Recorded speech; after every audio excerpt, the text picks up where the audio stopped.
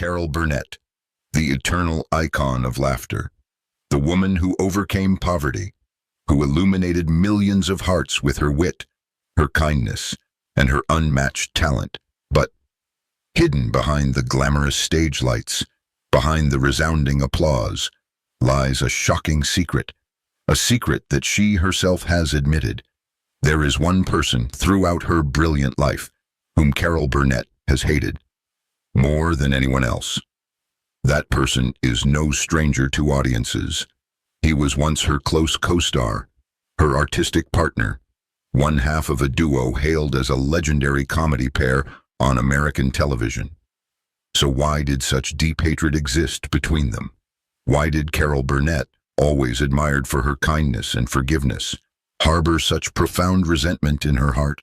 In today's video, I will take you back in time, from a childhood full of hardships in San Antonio and Los Angeles, to her rise as the shining star of the Carol Burnett Show, and from there uncover the complex, conflicted relationship between Carol Burnett and Harvey Korman, the man she confessed was the one she hated the most. Join me in exploring this journey, a journey both glorious and shadowed, and above all, the true story behind the laughter that made American television history. Carol Burnett was born on April 26, 1933, in the city of San Antonio, Texas. A child born into a family shrouded in financial difficulties and the dark shadow of alcoholism. Both her parents were alcoholics. That small home never had complete warmth. When she was very young, Carol had to move to Los Angeles, living in a modest apartment with her grandmother. It was here, in an atmosphere of deprivation, that Carol found a miraculous strength, imagination. She didn't have many toys, didn't have full meals like other children, but she had humor.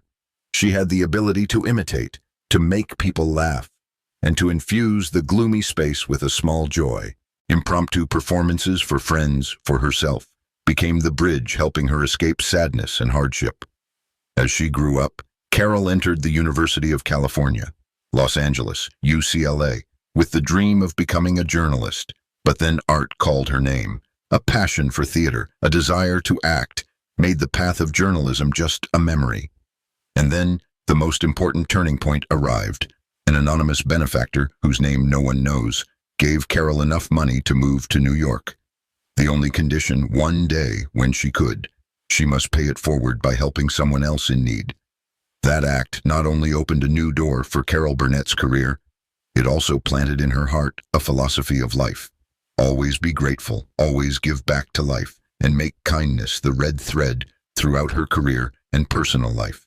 And from there, Carol stepped into the world of New York theater, a world where comedy, music, and drama blended.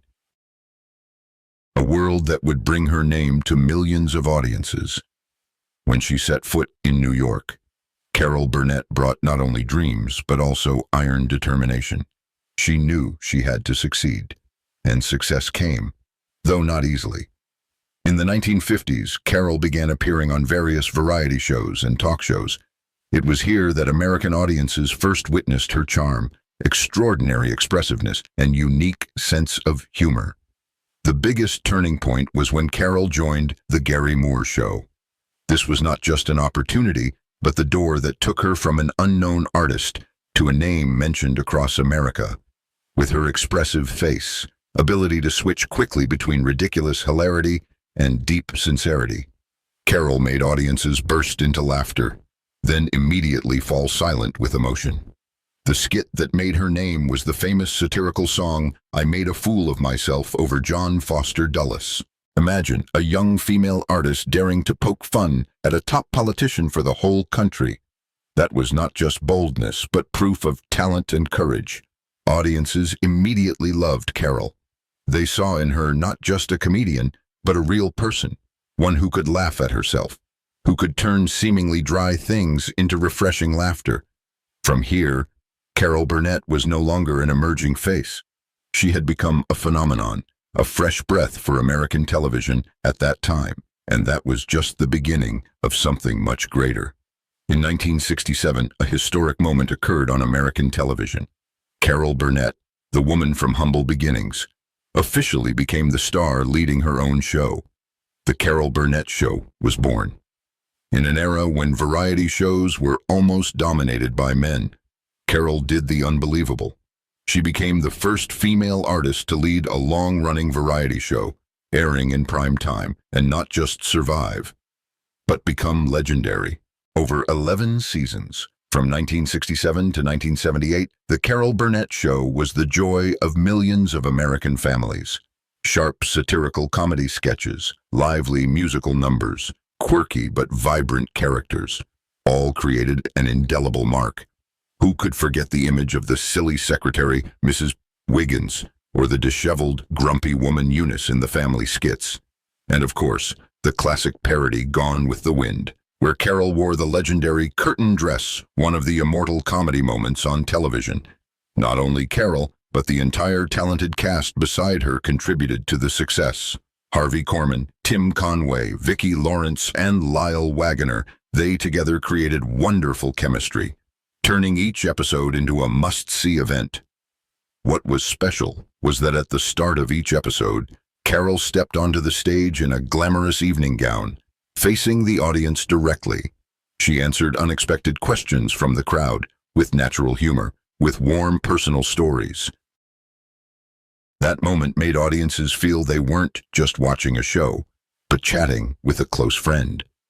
For Carol Burnett, The Carol Burnett Show was not just a job. It was a mission, bringing laughter to every family, in an era when America was full of turmoil and anxiety. And it was during this glorious period that the complex relationship between Carol and Harvey Korman began to reveal cracks behind the scenes. A deep conflict that would gradually turn into the greatest resentment in Carol Burnett's life. On stage, Carol Burnett and Harvey Korman were a perfect pair. They bantered seamlessly, so in sync that audiences believed they were soulmates in real life. But behind the bright lights, the truth was completely different. Carol Burnett has admitted something shocking. Throughout her life, the person she hated the most was Harvey Korman. What caused a legendary artistic relationship to turn into such deep resentment? First, Harvey Korman was known for being hot-tempered, irritable, and moody. Just a small suggestion or a tense situation in production could make him explode. For Carol, someone who grew up in poverty, accustomed to patience and persistent effort, that attitude was hard to accept. Not only that, Harvey sometimes showed arrogance and even a tendency to steal the spotlight. Carol often felt her efforts were undervalued, her silent sacrifices for the show's continued success not recognized by him. In her heart, it was not just disappointment, but also pain. As they worked together longer, the cracks deepened. Carol was warm, always caring for colleagues, but between her and Harvey, a true friendship never existed. In contrast to the playful humor on stage, backstage was coldness, sometimes contempt. She once said, "There were times when the feeling of boredom, disappointment, and even anger toward Harvey exceeded limits and turned into hatred." It seemed like the two couldn't collaborate, but paradoxically, that very tension created special energy on screen. Audiences witnessed a brilliant combination, but few suspected it was built on a foundation of opposing, tormented emotions. That is the tragedy behind success. Proof that sometimes great art is born from complex and painful relationships. Behind the glamour of the Carol Burnett Show, Carol Burnett also had a personal life full of ups and downs, marriages, family challenges, and tragedies that could never be erased. In 1955, Carol married Don Soroyan, her college boyfriend. This marriage lasted 7 years, but ended in 1962 when Carol was gradually stepping into fame. This was a challenging time when she had to choose between personal stability and grand ambitions on stage. A year later, Carol met Joe Hamilton, a talented television producer.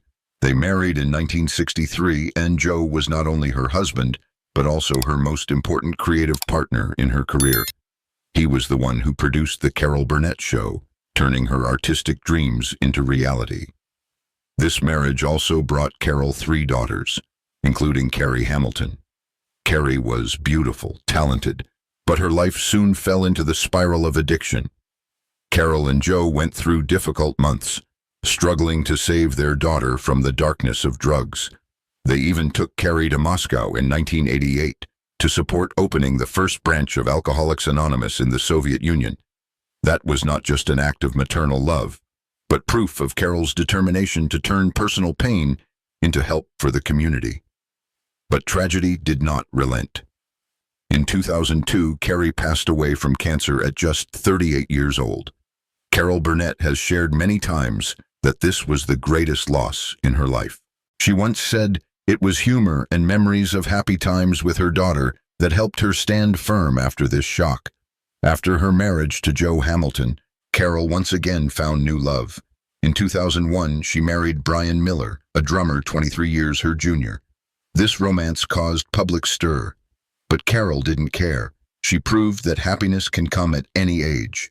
Despite prejudices, Carol Burnett's personal life is a symphony of love, loss, suffering, and rebirth. And those experiences made her a humane artist, one who knows how to share, empathize, and turn pain into strength to inspire audiences. Despite a personal life full of changes, Carol Burnett's career still shines like an undying star. She has won a series of prestigious awards, multiple Emmys, Golden Globes, the Presidential Medal of Freedom, and the honor of Kennedy Center Honors in 2003, along with the Mark Twain Prize for American Humor in 2013. Those honors not only recognize talent, but affirm Carol Burnett as a cultural icon of America. But above all, the greatest legacy she leaves is her profound influence on the next generation of artists. From Tina Fey, Kristen Wiig, to many other young comedy faces, all acknowledge Carol as an endless source of inspiration. What makes Carol special is not just her acting ability, it's the way she blends witty humor with human depth. Carol can make the whole studio roar with laughter at a silly gesture, then immediately touch audiences' hearts with rare sincerity. Additionally, becoming the first female artist to lead a long-term variety show broke down gender barriers in the entertainment industry. Carol Burnett proved that women can own the stage, lead audiences, and leave an eternal mark in television history. To this day, even at an advanced age, Carol still occasionally appears in films and television, and each time she appears, audiences smile because they know. That flame of comedy has never gone out. Carol Burnett is not just an artist. She is proof that laughter can heal, can overcome loss, and can connect millions of people. In the eyes of audiences, Carol Burnett and Harvey Korman are an irreplaceable duo. They bantered wonderfully, creating endless laughter and etching into the memories of an entire generation. But the truth behind is completely opposite. Carol once frankly admitted the person she hated the most in her life was Harvey Korman, an admission that stunned the public. The reason didn't come from a single incident, but accumulated over many years. Harvey Korman had an erratic temperament. He was quick to anger, quick to explode under production pressures. For someone accustomed to enduring hardship like Carol, that lack of restraint was no different from an insult to the collective work spirit. Not only that, Harvey's arrogance and habit of stealing the spotlight hurt Carol even more. She once felt that her silent sacrifices to keep the show successful were not appreciated by him. While audiences saw them as a perfect match, backstage, Carol often felt belittled, especially their personal relationship was almost non-existent. Carol was a warm woman, full of compassion, but Harvey often showed coldness, even distance. For Carol, the contrast between the public image and private reality created a huge void, making her even more bitter. The irony is that this very tension created on-screen appeal. The energetic banters, the fiery exchanges, all were loved by audiences. They didn't know that behind those laughs was a sky full of conflict and hatred. For Carol Burnett, suppressing personal emotions to keep the show successful was a burden. She once shared that sometimes that feeling was so strong it turned into real hatred, and she didn't hesitate to affirm Harvey Korman was the only person in her life she hated to the core. An admission both shocking and revealing. Behind glorious art, there are always pieces full of contradiction and complexity. As her life entered the twilight years, Carol Burnett looks back on her long journey with many emotional layers. She has passed through the brilliant lights of the stage, touched prestigious awards, and endured personal tragedies beyond words. In late-life interviews, Carol doesn't hide her true feelings. She admits that her relationship with Harvey Korman is one of the hardest wounds to heal. Though admiring his talent, she can't forget the tense moments, the words that made her feel diminished, and the actions that hurt the group's spirit. What makes this story special is the sincerity. Carol doesn't try to deny or sugarcoat that relationship. She frankly says that at times, the resentment and hatred for Harvey were so strong they haunted her, and that's the truth she doesn't want to hide. But in her later years, Carol has also learned to view things with more forgiveness. She understands that work pressure, the harsh television environment, along with personality differences, contributed to the conflict, and perhaps those very conflicts created the special energy that made the Carol Burnett Show legendary. What remains in audiences' hearts is not hatred, but endless laughter. The laughter that Carol, even in her darkest moments, was determined to bring to everyone. At 90 years old, Carol Burnett continues to appear, still maintaining the charm that makes people love her. She is living proof of a truth. A great artist is measured not just by roles, but by the courage to speak the truth about herself. From the poor girl in San Antonio, living with her grandmother in a small apartment in Los Angeles, to the brilliantly shining star in the American television sky. From the endless laughter of the Carol Burnett Show to the tears bidding farewell to her daughter Carrie. Carol Burnett has experienced it all. She is proof that people can turn pain into strength, tragedy into art, and a life full of challenges into an immortal legacy. And about Harvey Korman, the one Carol admitted she hated the most, perhaps that conflicted relationship deepened the legendary mark. It shows that great art is not only created from harmony, but sometimes explodes from intense conflict. Today, even at an advanced age, Carol Burnett remains an inspiration. She reminds us that, no matter how wounded the past, we can still choose to bring laughter, light, and kindness to the world. If you love Carol Burnett, have laughed, have shed tears because of her immortal performances, please leave a comment below, share your memories of her. Don't forget to like, subscribe, and turn on notifications so you don't miss special stories about other Hollywood legends. Because the stories behind the glamour always contain secrets that few expect, and we will continue to explore them together.